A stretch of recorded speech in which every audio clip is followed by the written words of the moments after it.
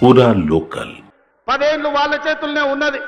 20 లక్షల కోట్లు చంద్రశేఖరరావు చేతికి వచ్చినాయి. 1 లక్ష కోట్లు పెట్టి కట్టిన కాళేశ్వరం ఇవాళ కూలేశ్వరం అయిపోయింది. కట్టింది కూలింది 3 ఏళ్లలోనే అయిపోయింది.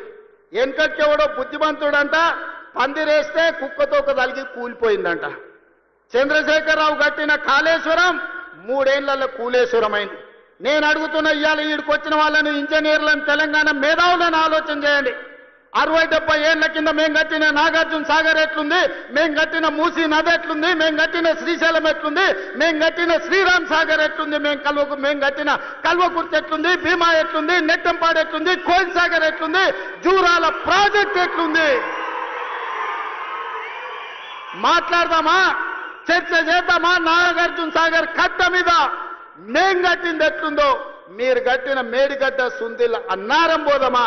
ఆడనే కూలిన కూలేశ్వరం కాడ మిమ్మల్ని ఉరి తీసిన తప్పు లేదు. మీరు కట్టుడు 1 లక్ష కోట్లు మింగి తెలంగాణ ధనాన్ని దోసుకుని ఇవాళ 3 అడుగులైన ఆనాడు ఎట్లుండే ఈనాడు ఎట్లున్నాడో మీరు ఒక్కసారి ఆలోచన చెయ్యండి. ఆనాడు గంజి కష్టం ఉన్న 3 అడుగులైన ఇవాళ బెంజ్ కార్లలో తిరుగుతుండే ఎక్కడి నుంచి వచ్చినావో మీరు ఒక్కసారి ఆలోచన చెయ్యండి.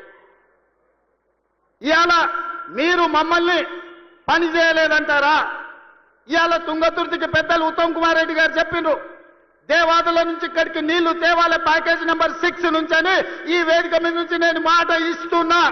తుంగతుర్తి శాసనసభ నియోజకవర్గానికి దేవాదుల ద్వారా గోదావరి జలాలను తరలించి మీ ప్రాంతాన్ని సస్యశ్యామలం చేసే వరకు మా ప్రభుత్వం విశ్రమించదు.